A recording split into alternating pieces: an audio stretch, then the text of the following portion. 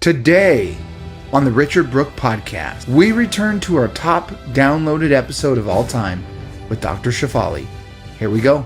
Richard Bliss Brooke here. We are live. You sit here today with none other than Mark Victor Hansen, Bob Proctor. This is Kendra Hall, Tanya Stringer, Jeff Canfield, DeWitt Jones, James Clear, Les Brown. Hey everybody, Richard Bliss Brooke here with a very, very special episode. Today I have the great honor of interviewing Dr. Shefali, one of the most inspiring women of our time.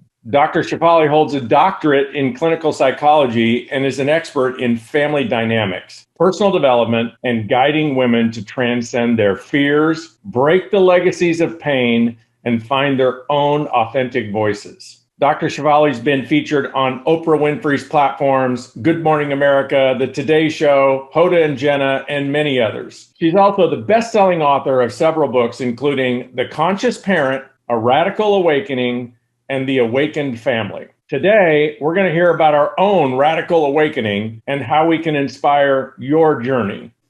Dr. Shefali, I am deeply honored that you have taken the time to share with the audience here your works, your messaging, your philosophy, your coaching resonates deeply with my tribe. And I know they're very, very anxious to hear your story. And I know you have massive intellect and extraordinary distinctions. And what I'm going to ask you mostly about this morning in our brief time together is stories. I'd like to start with, can you tell us about what it was like for you as an intuitive child growing up in India?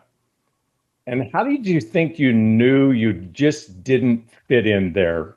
Thanks for that question. Because I was extra, I think, intuitive or sensitive or aware as a child, I felt very suppressed by the culture early on. And my family actually is unbelievably liberating and wonderful. But the culture was so oppressive to me that I got these messages constantly on how to be a good girl.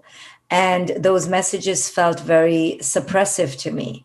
And I knew I needed to run away and break free from this constant attention I got as a child because of the coloring of my skin or my eyes, things that are coveted in that culture, the messages of, this rigid way to be that I got from this patriarchal culture. So all these ways that I was being put into a box really led to my wanting to break free out of the box. Yeah, well, that's extraordinary because you were young, right? How old were you when you had this insight? Well, increasingly, I think it was gnawing in me, but I think I really understood that I needed to find a new way.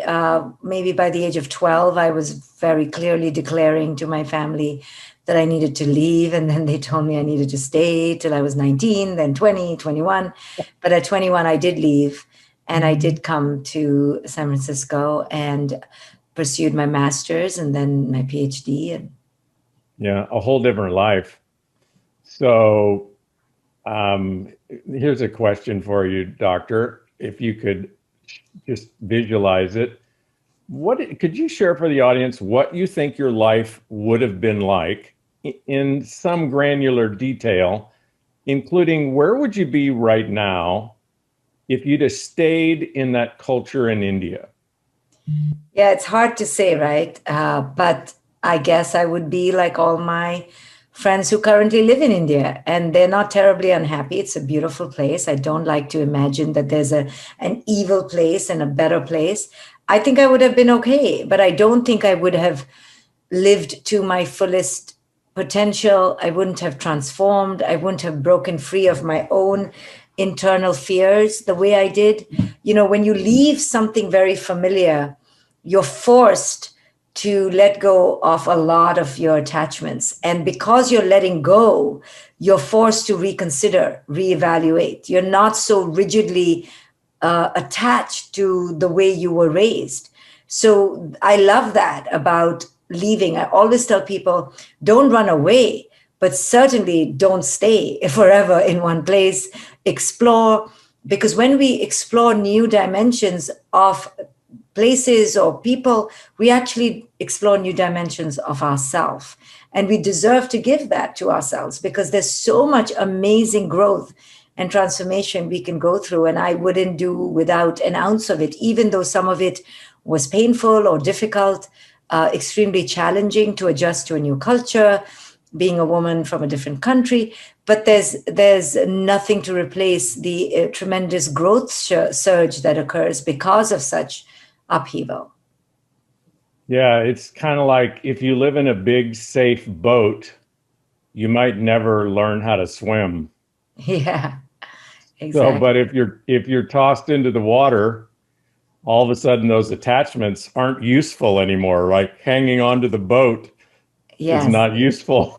Exactly. And people are so afraid of transformation, but there's so much beauty in shedding our rigidities, our, simple ways of being conditioned. There's so much that can be received from that. So even though America, in contrast, might be the land of freedom and opportunity, how would you describe even the Western woman's, their own India that keeps them oppressed, that keeps them from experiencing their own possibilities? Each one of us is subjugated by external pressures. And whether you're in India or you live in the most affluent place in the world, there are cultural toxicities that place pressures on us that we simply can't break free from. And the only way out of breaking from the inner cage is to step into our worth, to step into our inner power. And this is something that is very hard to do because it requires that we reckon with ourselves. It requires that we look at our past emotional experiences and disrupt those patterns. Yeah. And so, at what age does that happen for especially young girls? So what are the oppressive mantras that happen at the age of 2 or 3 or 4 or 5? And does it really matter at that age? Could you kind of describe what happens in a child becoming and how that impacts women? It begins early. It begins through the mother's breast because of her unconscious legacies. It begins very insidiously, and the girl, doesn't have any choice because there are these standards of how to be a good woman, standards of how to be an obedient woman. And if we don't follow those standards, then we are considered unworthy. And that's the messaging we get. And it's very subtle, but it's very profound. So really, our mothers hold a lot of power to break us free and to help us young girls to develop into our own sovereign liberation. But that requires that the mother is herself healed and that she has worked through her own internal subjugation herself. So this book, A Radical Awakening, speaks to women entering their own sovereign power, especially mothers, so that we can raise the next generation free and more powerful. One of the things that I was fascinated to hear you speak about in a previous interview was how parents would hire you as a coach to, help them with their adolescent children. And their focus was, okay, we're going to hire you, doctor, to fix our child. Yeah, so people come so to fix the other, to change the other. We always do it because we don't believe that the change can occur within ourselves. So this is a constant pattern in all our lives. We're always looking to blame the other or to change the other and fix the other. So the greatest liberation occurs when you take accountability for how you have co-created your own life. And until we take responsibility at that very radical level, we will keep giving our power away to others. Yeah, I thought it was hysterical that you said when the parents realized that you were really going to end up coaching them, that a lot of Yes. them, they fired you.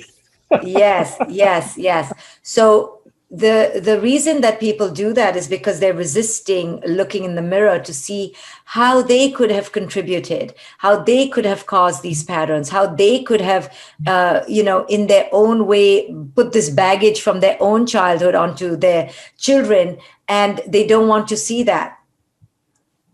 So I'm curious about in your coaching of women and looking at their childhood beliefs, their self-image, their self-esteem, what are some of the labels that women put on themselves that sort of shape them early on, and then they end up manifesting for their whole life, like a label like worthless, or what are some of the other labels that you have coached people through?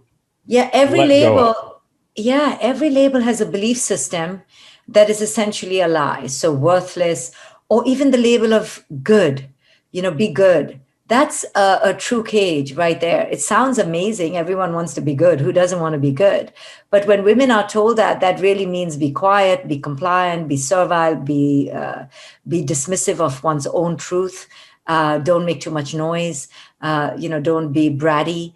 So we are very clearly and implicitly, repetitively told that we basically need to allow the men in our lives, and certainly the white man in this white supremacist culture we live in, to lead the way. So it's not against anybody in particular, but it's just the way of this toxic patriarchy. It's very clear that there's somebody on top, and they kind of make the rules of the game, and we have to kind of fit in or shut up. And these are the labels that we feel we must adhere to if we want to fit in. And this book, A Radical Awakening, teaches women that these labels are lies. We don't have to. We don't have to be angry about it, but we don't have to buy into these systems of beliefs either. And when we shed these systems, we actually begin to liberate ourselves. And do you find that some young girls sort of take the opposite of the cage of being good and become rebels? Yeah, but the ones who become rebels are also simply just ping ponging to the other side, because they're just running away and they're fighting. And rebel or good girl, either way, we are fighting the same standard. And it's the standard of the way we need to be a particular kind of woman that is the oppression here. Because men also have a standard, but we have extra adjectives on that standard. We're supposed to be, now especially, women are also supposed to be entrepreneurs and achieving and have a career and make money. And I mean, how much should we do? Yeah. There's so much burden on us to do it all. Right. You need to cook all the meals, clean up the kitchen, raise the kids, and make an extra 100 or 200 grand a year so we can live where we want to live. And be skinny and be happy all the time. Right. That's right. Don't forget to be happy, because nobody wants to be around miserable. And you better be skinny, right? You better be skinny. Yeah. Look like you're loving it all. Right. So what do you think about Mahatma Gandhi's, the Dalai Lama's quote that the Western woman will save the world? Yeah, I think what he's talking about is that our current system is so broken. And the reason it's broken is because it's a patriarchal system. And the patriarchy has lost its feminine energy. So it's the feminine energy could come from a man. But that's what I think he is referring to, that the world right now is missing connection. It's missing interdependence. It's missing presence and nurturing that really right now is typically held in the lap of the woman. But again, men can have it too, and women can be toxically patriarchal too. It's about being masculine in a toxic way, or being masculine in a balanced way with the feminine. And it is that balance that is going to save the world. Yeah, curiosity, empathy, love, that's certainly missing at the highest levels of leadership globally. Yes, yes.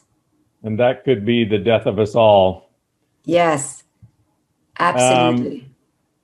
So pretend, Dr. Shefali, that I am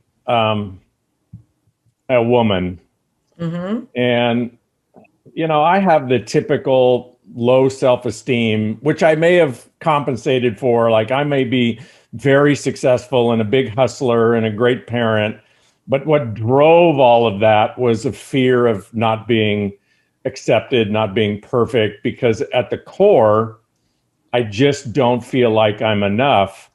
What's the journey that you would guide me to be on? Now, I started reading your book. I haven't finished it. That's a lifelong study. The Radical Awakening could be a lifelong study. One could read that book 20 times and get more the 20th time than the 19th. That's deep. That's deep stuff. Not inaccessible, totally inaccessible, but that's a work of art there. How would you guide me? What would be the journey that you would guide me on so that I could shed those limiting self-beliefs that haunt me and make me small and weak and scared and even resentful and angry? How would you guide me to find my bliss? Yes, it's a journey. And this book, A Radical Awakening, is not for entertainment. It's not for your pleasure, really. It's really for those who want to seek to live a more honest, authentic, transparent, raw life, like your podcast is trying to share with the world. And it is about spiritual seeking and those who want to liberate themselves from the shackles of this very greedy, power-based matrix that we live in. So if one is a seeker, this book is very accessible. It'll just resonate with them like it does with you. But if people are resistant and they don't want to truly grow, then this book is not even going to hit home. So the journey of awakening, yes, does take a commitment. It's not taught in schools.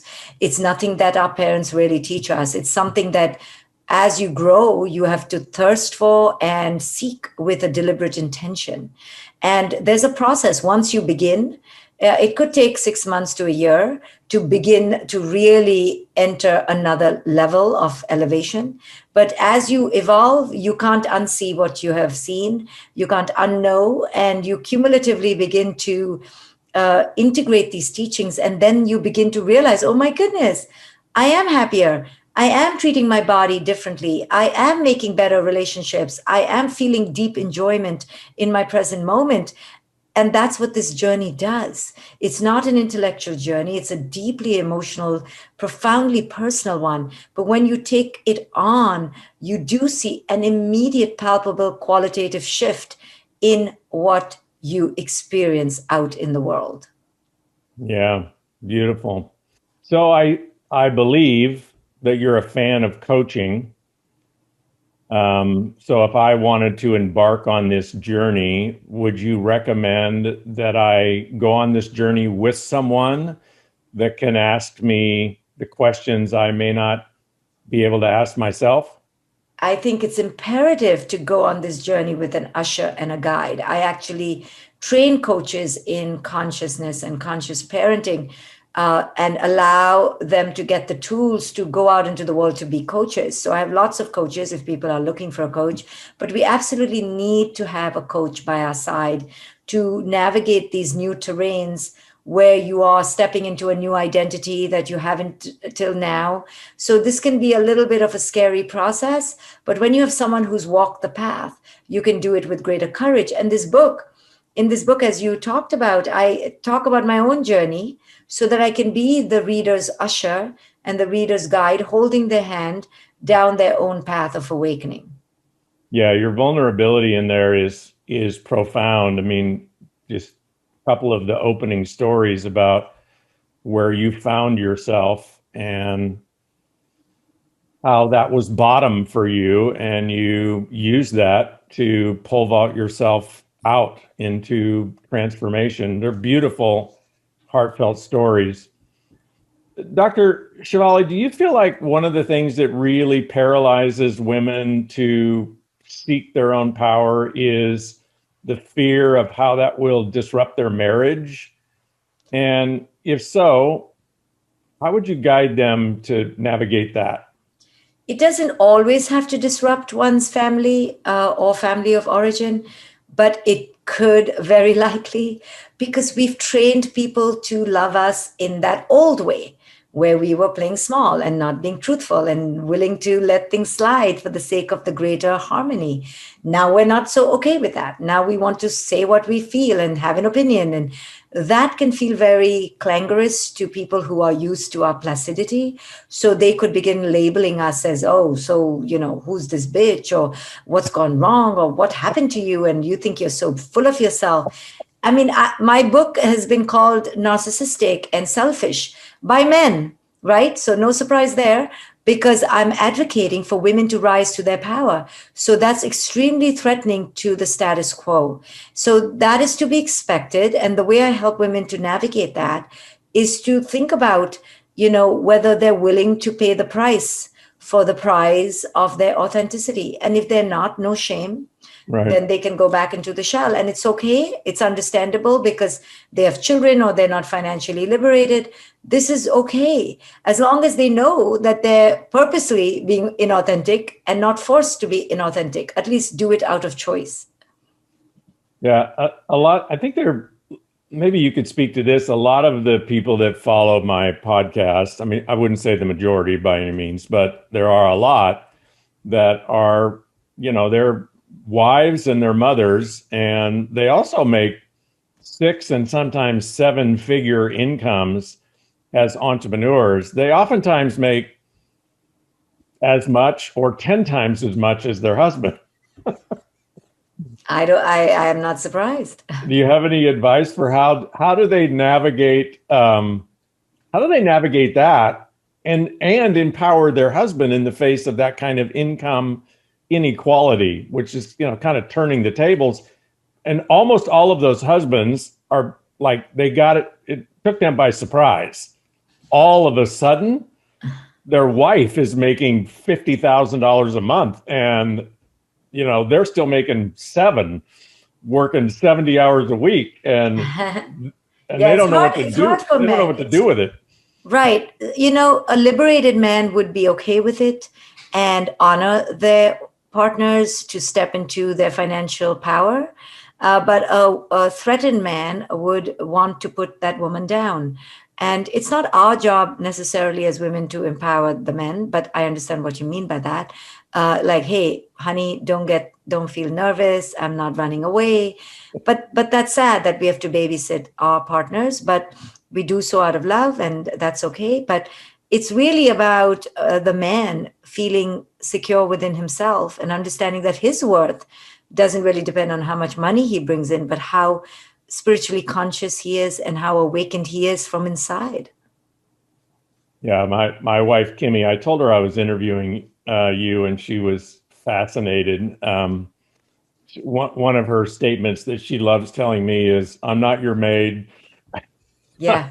Many women often say, "I'm not your mom. Right. I'm not your maid. I'm not your babysitter." Yeah, we keep saying that because men are used to getting that kind of royal treatment. And we women are getting tired of needing to raise them into grown-ups so that they can be free. It should be our right to be free, but we have to kind of coddle all the men so they don't feel so bad because they feel like they'll be left behind. Yeah. I know this maybe deviates a little bit from your what you write about and your expertise, but maybe I'll close with this question. I think it's fascinating that you came to America and, you went through academia and you got the degrees, but then also in a short period of time, in about 6 years, you've written 3 best-selling books, and you have the accolades of the most influential and powerful people in the world. And you and I have sort of a parallel, interesting story, Dr. Shefali, with Oprah. So I was fascinated with your 312 vision that you had with Oprah, and I'm going to ask people. I'm going to ask you to tell that story, and if you could just sort of, you said it so beautifully in one of your interviews about you used to hustle and you used to press and you used to, try to force your way into success, and part of your enlightenment is just to learn the grace of visualizing where you want to go, where you want to be, who you want to be around, and then just be in that community and serve that community and find your own graceful way of connecting the dots. Can you tell the Oprah story and the 312 mantra? I love that piece of the story. For our audience that's looking for how can they manifest their vision? Because you certainly have manifested yours. Thank you. So 100% what you said, that you have a vision for where you want to serve the most and how that makes you feel most alive. And you keep that in the forefront of your focus. And then you keep showing up and showing up and showing up and showing up. So part of the 312 story really was part of my hustling, was not the wisest part of me. It was the craving part of me that so wanted to be on Oprah's Super Soul that I used to just wait for the 312 to just miraculously show up on my phone. But I also did a lot of work to try to get that to happen. I never stopped working and showing up toward my own greatest service. And the 312 was just like, I just wish she would. I just wish she would. But I never stopped at just the apathy of the passive, I wish she would. I kept showing up. And then I kept connecting dots and kept, doing the work. And then I did meet people who knew her, who knew of her. And then each one took me closer. And then one day I did get a call from an Oprah producer. And then I was on Oprah.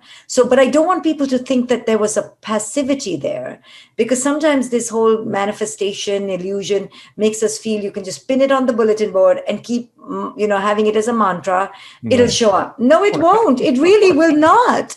I mean, and even people who think I'm successful, I mean, the daily showing up is so tremendous and exhausting. And there is no accolade out there that really will make you feel like you've ever completed your journey. So after Oprah, I kept going. I mean, nothing changed in a huge way. My life was still simple and the same. But sure, did it give me a leg up? And sure, of course, but it doesn't come without showing up on a daily basis for your vision. And you have to regenerate yourself. We think in our fantasy, well, if I got that medal, then I'll be happy and I'll do it effortlessly. No, every day you have to believe in yourself, believe in your mission, believe in your service, and show up as an action, as an effort, as a true commitment. And I don't mean by force. I used to force in the past. I used to hustle. When you're young, you do that. Mm-hmm. Now I allow things to come with grace, with greater flow. I really pay attention to where things and people give me joy and move towards those flows and direction. But that's the only way to quote unquote manifest. Otherwise, we will completely burn out and just go up and down like a seesaw. And you don't want that for yourself. You want to keep regenerating and work from a true place of deep purpose. Yeah. Beautiful. You might appreciate my Oprah story, Dr. Shefali. So I wrote this book in 1995, and it was about the time that Oprah was doing the book club. I'm not sure what it was called, but I had the same sort of vision you did. I thought if Oprah would just read my book, or at least read the first chapter, I thought she would appreciate it, and I thought she would read the whole book, and I actually thought she would love it. And so I sent her a letter in the book and said, hey, I've promoted you. I've, promoted your books. I would really love it if you just read the first chapter. If it authentically resonates with you, if you love it and you find yourself reading the whole book, then that's awesome. And maybe you could recommend it, and that would be a big break for me. And my hustle, which was, the force, was I FedExed Oprah my book and the letter twice a week for 7.5 years. Wow. And my 312, for those of you that don't know, 312 is the downtown Chicago area code. So if Oprah was calling or Gayle King was calling, it'd come from 312, and that was Dr. Shefali's sort of vision. At that time, yes. Yeah. We went to it. And my vision, Dr. Shefali, was that somebody would go to Oprah after a year or 2 or 3 or 5 and say, "What do you want us to do with all these books?" And she would finally read it. And 7.5 years later, my assistant, I was in California, my company was in Idaho at the time. She called me and she said, "You're never going to believe who we got a letter from." And I said, "Who's that?" She said, "Oprah." It's like your 312 phone call, right? Right. So I said, "Well, open it up and read it to me." So she opened it up and read it, and it said, "Dear Mr. Brooke, please cease and desist." Ah. It was from the legal department of Harpo Productions. Right. So I wasn't. That's what you tried so hard, but it was from this need, Yeah. and it wasn't in a connected relationship. Yeah, it Right? wasn't You were just having a graceful. relationship with your own need, Right. and that's what it's a tricky thing, because we've been told just go for your dreams. But what I try to teach people, and your story is so clear in that teaching, is that we must go about it in a very connected way. And it should be organic and real and authentic. And if it doesn't come in our way, if she doesn't come in our path, that means it wasn't for the path. Yeah. And we kind of release that, And the dot connection is not me to Oprah. It's me to maybe 100 other people. And then it emerges, and then it emerges, and then it grows. It's very organic. And that's where the hustle shifts to flow. Yeah. And every person you meet, you really have an opportunity to serve them, to leave an impression, to contribute, to shape them in some way. And, I think, one of the things that women and all of us need to get from your work is, to the degree that we're absorbed in our own neuroses, our own fear, our own inadequacies, when we're in the presence of another great human being or any other human being, we don't have the capacity to give to them, to serve them, to source them, to be present to them. And so their impression of us doesn't, it's maybe not inspiring. Your work, Dr. Shefali, is if the Western woman is going to save the world, or femininity is going to save the world, people need to do your work. And I find it to be just really heartfelt and brilliant and deep. And I have a sense you're just getting started. So I encourage all of you that are watching and listening, dive into Dr. Shefali's work. Read this book. It's extraordinary, and read it again and seek her out, find her interviews and study her. Your life will never be the same. Thank you so much, Dr. Shefali. Thank you so much. It's been a real pleasure to be with you.